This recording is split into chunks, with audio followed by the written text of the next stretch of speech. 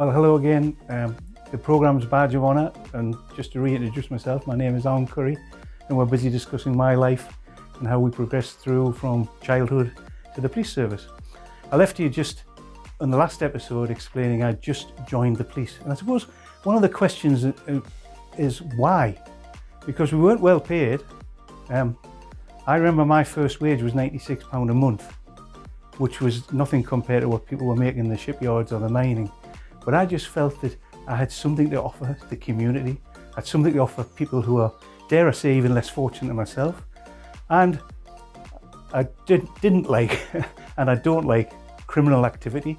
So it was a way of making sure that you could help people be safe. So over that period of time, I got the opportunity to do that. I helped a lot of people. I always remember there's a locality around here called Cowgate, where one or two people were from the criminal background, and one of the houses had been broken into, and this lady was over 65, 70 years of age, and they'd stolen from under her bed the money she'd saved to bury herself. And of course, she said about some of the people living here, some of these people here are from the cradle to the grave, criminals. And I have unfortunately met some people like that, but that lady stuck in my mind, and I worked really hard to arrest the person, to trace and arrest the person who actually committed that crime. Sadly, we never got our money back, but I got a lot of satisfaction of helping her, and she was very grateful for the work we put in to help her. So it all goes back to the community, the work we can do with the community, the work we can do for individuals, people who are less fortunate than I was, people who are physically less fortunate than I was, people who were picked upon. It was a bit like being bullied at school, I suspect. You always want to make sure the bullies can't survive. So that's why I ended up being a police officer. I mentioned maybe some of my influences might have been television programs as well, but when you were in the police service and working shifts, and then we did, some of the shifts we worked then you wouldn't be allowed to do now. We used to work 2 till 10, finish at 10 o'clock and go back at 6 o'clock in the morning, and we'd be working 16 hours out of 24 out there. And of course, we still got a lot of calls for people committing crime, but we also got a lot of calls, where do you go to when you need help? I know it's a bit of a joke, it's an emergency service, but even in today, where do you go when you don't know what to do or who to call to? You ring the police. And not only were we particularly good at locking criminals up and dealing with criminals, we're also pretty good at being a social crutch, and that sounds a bad word, but we were there when nobody else was there, and we were there whenever you rang, and we were there within reason, not too long. And some of the traumas of the world, what happened when you lost your child? I've done that sort of thing, missing persons, didn't come home from school. What happens when your house got broken into? What happened when you fell in the street and nobody was there to pick you up, or you couldn't get an ambulance? How many times, and even then, would you believe how many times we took in stray dogs or returned them to their owners? How grateful was a person that you returned a dog? And I'm a dog owner, I understand the issues, it's very hard for people who may not be dog owners, but on the same token, they're part of the family. All those things were done in the name of policing. And in that context, yes, we learned lots of different skills. We learned how to interview, we learned how to deal with people, we learned how to develop your own interpersonal skills and how to be interested in people. And actually, there was no greater satisfaction than finishing a shift and knowing that you'd done 2 or 3 things right. And at the end, generally, the people you dealt with always had a better perspective of the police officers than when they first met them, or even if they had a less than positive view of the police, they would come back with the sort of thoughts. And we didn't get, you don't do anything for thanks, but every now and then somebody would write a letter or say nice things about you.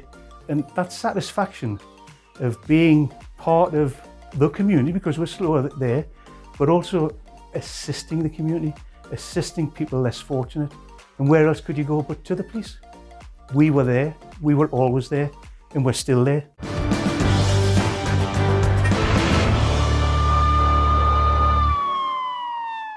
So I've been talking about the satisfaction of helping the community, and sometimes people talk about who your hero was at that time.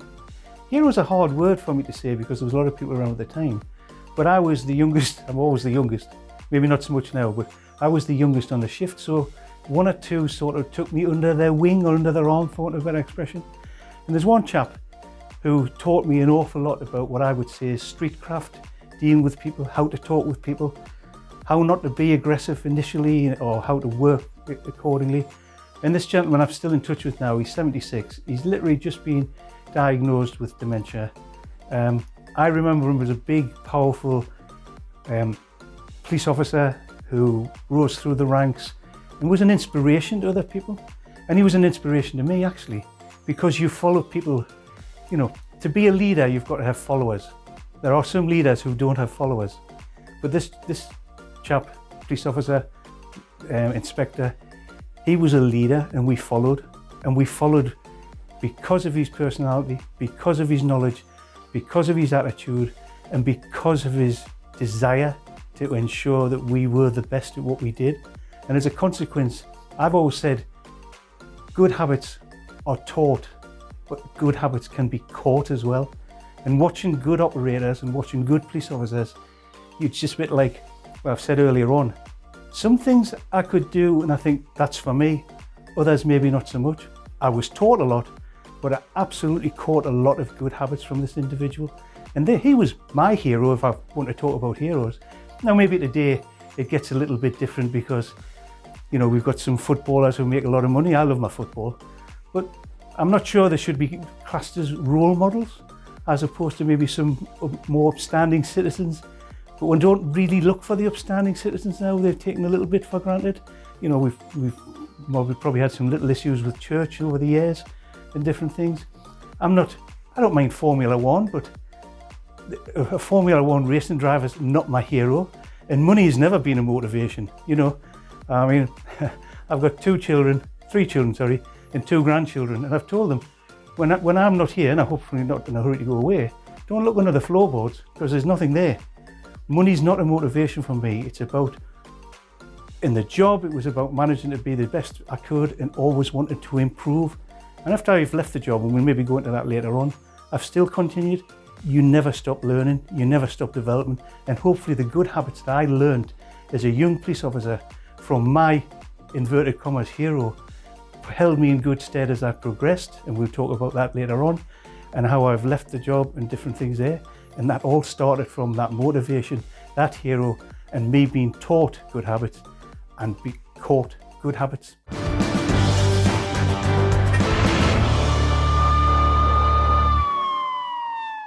I'm back to why be a police officer if the money wasn't that good. Well, it wasn't my motivation.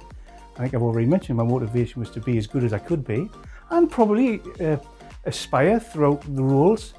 If I could have a hero, then maybe I could lead people, others. I don't know, you've got to learn about those different things. But if I've done an 8-hour shift and we've come home, I mean, there was one night, I can't remember, it was about 1978, 79. It started snowing at 2 o'clock in the afternoon, and my friends who were on the shift couldn't get home. So we all, the ones who lived local, because I used to walk to work, nobody had a car. I walked to work, they came and stopped at my house overnight, took the shirts, because we were back to work at 6 o'clock the next day. We were just a team. You know, you've heard me mention about football and team and motivation. You worked for each other, you knew what you were about, you looked after each other, and that esprit de corps and comradeship and ability to work together, basically live together in each other's pockets. We went out together, the wives knew each other. It actually helped us be, I want to say, better people. I'm not saying I'm a paragon of virtue, but I don't think I was too bad at those things. And all those sort of influences, bear in mind, you know, I'm talking here, I was only 21, 22. First time I'd been exposed to the big wide world. I couldn't even drive a car. At 19, very few of us had cars. Yet we had this ability to come together for a common good. And the money, yes, we had to work overtime and things like that. As a young married individual with my wife, it was really hard. I remember we had a video recorder when I first had the 2 children from radio rentals. But basically it was like £9 a month and I couldn't afford it, so it went back. But it didn't stop me in ever thinking I was ever going to change the role. Maybe my next thoughts were, yes, I probably needed a little bit of money from a family perspective, so I just worked overtime. when we could, still did the same job. And I suppose it's a difficult thing to say now. Do people still get job satisfaction? I'm sure a lot of people do. But I used to do or get involved with some younger officers at a later stage. When I joined, I didn't know I got a pension. Police officers do get a pension. I did a little bit recruiting, and maybe we'll talk about that later on. But when I was recruiting officers in the mid-90s, they knew everything about the wages, the pensions, the regulations.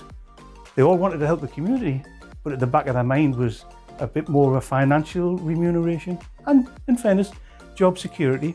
And one of the things that the police service did offer then, and still does to a certain degree, was job security.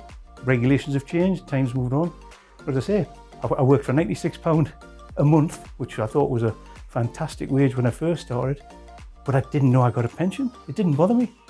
I just wanted to be out there to do what I could do, and the feeling of doing something for somebody else. I don't know how you can get that from anybody else, if that makes sense. So I was going to say blessed, it's a difficult word, isn't it? But actually having the ability to go home feeling good, not because I didn't go home regularly, but knowing that you'd done a good job. I knew when I maybe hadn't done a good job, but it was always my ambition to do a good job. And that satisfaction was not about finance. It was about my ability, my friends within the police service, and our ability to make the locality where we were working as good as it can be and move against the people who are trying their best to destroy it. So the world's moved on when I use the word destroy, because it's a different world we live in now, and some of the things I mentioned already that we were probably the place you went to. As we progressed, we learned to work hand in hand with other organisations, as opposed to just recognise we drove different coloured vehicles. And through that particular aspect, I suppose when I first pulled on a uniform, and I was really proud to do so, and dare I say, we mentioned my parents, they were proud to see their son in a uniform doing the job they were. So there was a bit reciprocal pride. You know, I've spoken earlier on about my father, who very rarely said anything good to me, but on the same token, I knew he was proud, and he made me proud. To be proud of that makes some sort of perverse sense. So on that particular aspect, pulling on the uniform, the family respect from doing the job, they knew some of the times I came in and I'd been fighting on the streets and things like that. But that, I don't know, feeling again of doing something that was worthwhile, something that benefits people. And actually, I suppose if you take me back to my childhood, how I worked with my parents and how they helped me, it was even getting their support. And I knew, even though he never said much, he was very proud of his son being in the police service. There was just something about my Alan being out there by himself, in the dark, dare I say, but not messing about, and nobody messed with me.